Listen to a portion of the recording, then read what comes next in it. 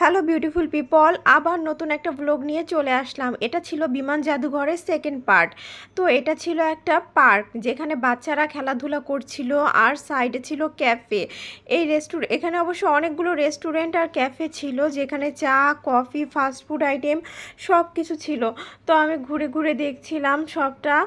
তো আমি সামনের দিকে যাচ্ছিলাম, যাওয়ার পরে দেখলাম এই ক্যাফেটাতেও খাবারের মান অনেক ভালো ছিল আর খুব মজা ছিল। তো আমি সামনে এগিয়ে যাচ্ছি, এখানে দেখলাম কনসার্ট হচ্ছে, লাইভ কনসার্ট। তো এই ভাইয়াটার গান আমি শুনছিলাম, আমার কাছে খুব ভালো লাগছে। তো আমি পুরোটা কনসার্ট দাঁড়িয়ে দেখলাম। দেখার পর আমি সামনে এগিয়ে গেলাম, যে সবুজ আর সবুজ, চারিদিকে সবুজ মাঠ। তো আমার কাছে খুব ভালো লাগছিল, আমি অনেক ছবি তুলেছি।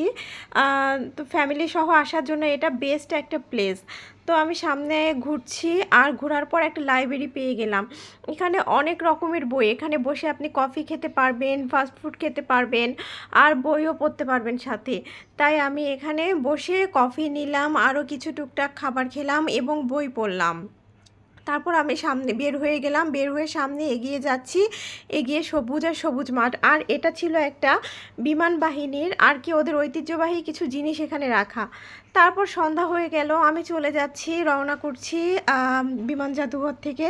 তো আমি বের হয়ে যাচ্ছি আগারগাঁর পথ ধরে, কারণ সন্ধ্যা হয়ে যাচ্ছিল আর বেশিক্ষণ থাকা সম্ভব না। ধন্যবাদ।